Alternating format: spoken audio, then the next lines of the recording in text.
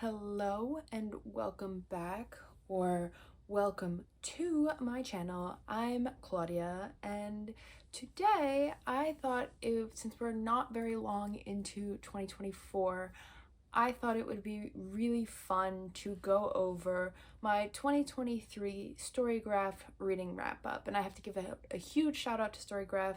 I recently switched from Goodreads to Storygraph. Well, not recently, but in 2023, I think in August, I switched and they made it very seamless. It was really easy, and I have been enjoying Storygraph so much since then. So, well, we have our tea.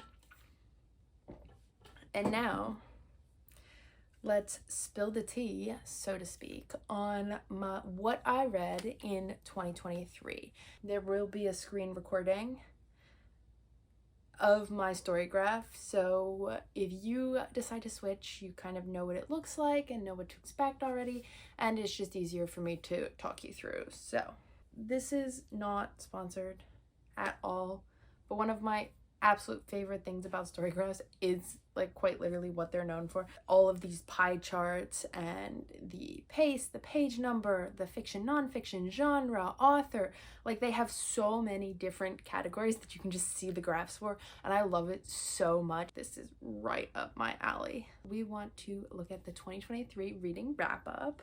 That is what we're here for. It has loaded. So here is the 2023 reading wrap up. I read 155 books, the first book being The Ugly Duchess, and the last book I just finished, I think on the 31st. It was like 12:10 a.m. December 31st, which is Star-Crossed Holiday. The Ugly Duchess, if you watched my 12 books of the year video, that is one of them. And the Star-Crossed Holiday is by an author that I read one of her earlier books. It was like Star-Crossed Letters or something like that. And I really enjoyed both of them and would highly recommend them.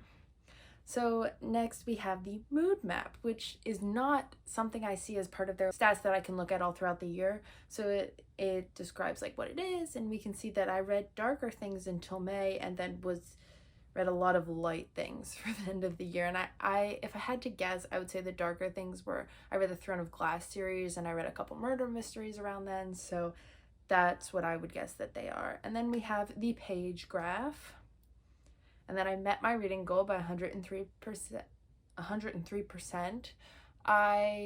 My reading goal was 150 books and I read 155. And then to find my pages goal, I just multiplied the number of books I intended to read with times 380 pages per book approximately. I mean, you can pick whatever you want, but that's what I did. And so I had 107% of my pages goal, which I think was like 50 some thousand pages with 155 books, which is a lot, but some books are really thick, so you made it easily. These are the genres now that we're seeing, and so I read a lot of romance. Not hiding it, nothing bad about it. I read a lot of romance. This says 130-ish books on here were romance books, which is very typical. I actually, right before filming, I'm like really close to finishing my first book of 2024, like today, and it's a romance. They go fast, they're fun, they're just good to read. And then contemporary fantasy, sports. I would guess sports or sports romance, and I honestly have no idea what the young adult books I read were. Maybe Divine Rivals. I think I reread The Cruel Prince. Those would be some of the young adult ones. The longest book was Kingdom of Ash, which anyone who knows about it knows that's unsurprising. It's a thick book. Hold on, I think I have it here. I do. This is Kingdom of Ash. This is the thickness of Kingdom of Ash. Like, it is literally insane. And then the shortest book was, I think it's a novella. Yeah, it is a novella. Same Time Next Year by Tessa Bailey. This one was good. I don't remember a ton of it, but it was good.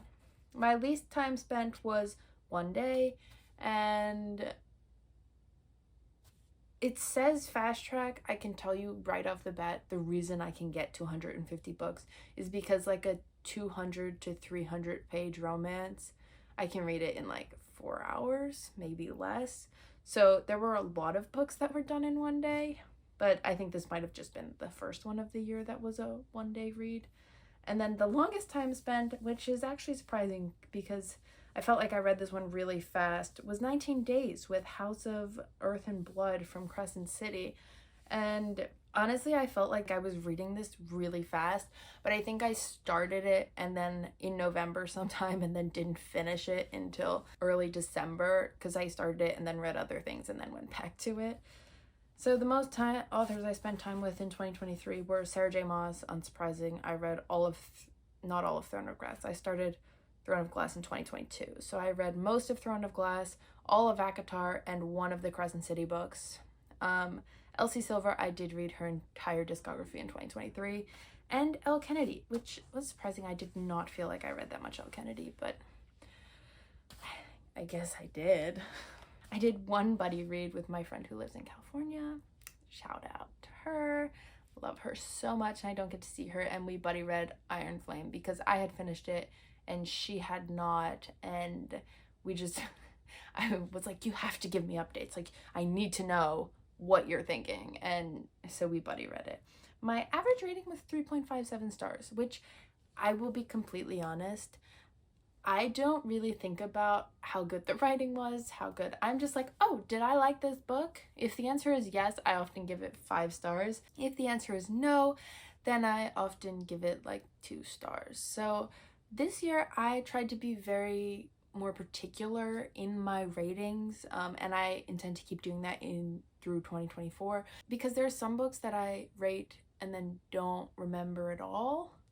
And so those ones I would tend to give a lower rating, but some of that is probably just consuming as many books as I do, which I'm not trying to say that you should be reading 150 books or 155, whatever. I actually set my reading goal for 25 books less this year because there are other things I want to do, and there's like, it can be pressure, and I didn't want to do it again this year. And then these are my 5-star reads. There are significantly less than I thought there were going to be. Both Michael Connelly books I read this year are on here. Not the first half of Throne of Glass. We just have Queen of Shadows, Empire Storms, and Kingdom of Ash, which are, unsurprisingly, of the entire series, the only 3 that I own, because those are ones where, yes, I loved these. I was surprised to see A Court of Mist and Fury on here because it was good. It was the best book, in my opinion, in the ACOTAR series. Was it that good? But I'm not going back to change my rating. I rated it 5 stars in the moment, and that's how it stayed. We have the Lucy Score books I read. One of them was in the 12 Days of Books. We have The Blonde Identity, also one of my 12 books of the year, which I really enjoyed. The Blonde Identity. Like, still think about it to this day and would highly recommend it. We have Kiss of Snow, which, if you've been following me on TikTok or here for a little while, you know that this is one that I think I first read in 2021, and I've reread it like 4 or 5 times since. It's like a comfort book for me at this point. I love this book. We have Ali Hazelwood's new books, and then we have Colty by Mariana Zapata. And Underlog, literally Mariana Zapata, also comfort author. She writes the best slow burns. Like, literally, they are so good. And probably this month, actually, I want to reread All Roads Lead Here. And then I reread the Cruel Prince series this year. One of my favorite fantasy books of the year was, I did read Fourth Wing and really enjoy Fourth Wing, but one of my non-overly hyped fantasy books of the year was Tress of the Emerald Sea by Brandon Sanderson. It was just so good. There was like no romance, it was just an adventure fantasy, and it was so good. And they like travel the sea, and the seas are all spores. So good. Highly recommend if you have not read it. That is a wonderful book, because Brandon Sanderson typically writes really long series, like really long, involved, like Mistborn, I think, is by Brandon Sanderson, and I was like, oh, I want to read something by Brandon Sanderson. And I actually saw a TikTok of him recommending Trust of the Emerald Sea if you want to get into his works. So that's why I picked up that one this year, and I really enjoyed it and want to read more Brandon Sanderson this year. Here's the one I was talking about earlier, Star-Crossed Letters. I really liked that one. And then we have the Hunt the Stars, Eclipse the Moon, and there's an orange one. Capture the Sun is the orange one, by Jessie Mihalik. I have not read Capture the Sun yet, but the other two I have, and these are all part of her Starlight Shadow series. I'll put the title up if I was incorrect. And then we have like A Curse for True Love, Crescent City, and then a couple of Elsie Silver's books, which all of them I really enjoyed, but the two on here were my favorite. And then we just have the little chart of all my ratings, which I enjoy. And then my highest average rating in February was 5 stars because I read 2 books. One was a reread, one was Queen of Shadows. And in August, I read the most pages, 13,747. I will be honest, I switched to Storygraph in August, so it's possible that's like not entirely accurate, but I did go through and like anything I was like, oh, I did not read this in August. It must have just, because I switched to Storygraph, it must have just changed. I went through and took out all of those books. And then these are always fun. The A Court of Thorns and Roses, unsurprisingly, is the most shelved book, and In the Rough, which I don't remember, is the least shelved. 9 users, maybe for a reason. And then the highest rated with 4.6 stars is Kingdom of Ash. I rated it 5. I found this part very interesting. I read 65 new authors this year, which I thought was really cool. And then it lists 3 of them. And then we have 125 of the books I read were part of a series, which, again, really interesting. Like, it's just, none of this is, like, data that I will use in the future. Like, no, I'm not using it. Is it incredibly interesting to look at? Yeah, it is. And this is, like, a way to get to know my reading style. I reread 20 books this year, which out of 155 is not that many. So I read a lot of new books this year. And then I DNF'd 3. I actually think it was more than that, but I'm bad at recording my DNFs. And I've read 8 books from my own shelves this year. I'm going to be completely honest, I do not think that is correct. And there is a future video coming where we are going to go through all my shelves and using the Storygraph scan feature. Again, this is not sponsored. You can scan the barcodes of your books and like mark that you own them. And we're going to go through all my shelves and mark which ones I own. And then it's just the glance of every book that I read in 2023. So if you'd like, you can, I'm just going to scroll through it pretty quick. You can pause the video, do like the zoom feature YouTube has, and zoom in, and you can look at all the books I read this year. Ooh, that one doesn't even have a cover.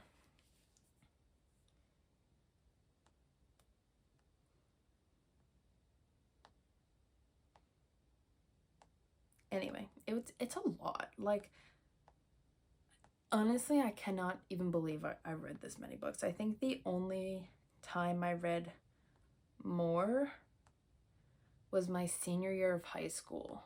I'm in my junior year of college, for context. But I think that's the only time I read more, and I think I was over 200 because it was 2020 and to 2021, and so school was at home and I would not pay attention to my class because I didn't really need to, and so I would just read. So that's all I got. I hope you enjoyed going along and exploring my Storygraph Wrapped with me. I was so excited to see it this year because I switched to Storygraph, which I've been loving, in case you were thinking about switching. And so it's different than the Goodreads one, and I just really, really like to see it in stats. It's the way my brain works. And so it's just really fun for me to go through and be like, ooh, this one was highly rated. Ooh, nobody shelved this one. But like, it's just, I find it really interesting, and I hope this was a way that you get to like learn some of my reading taste. So if you would like to know anything, see anything from me, let me know. You can also follow me over on TikTok and Instagram and on Storygraphs, so we can become friends on Storygraphs, and you can see my stats all through the year if you want. So I will link all those below. Thank you again for watching to this point if you did, and I will see you soon.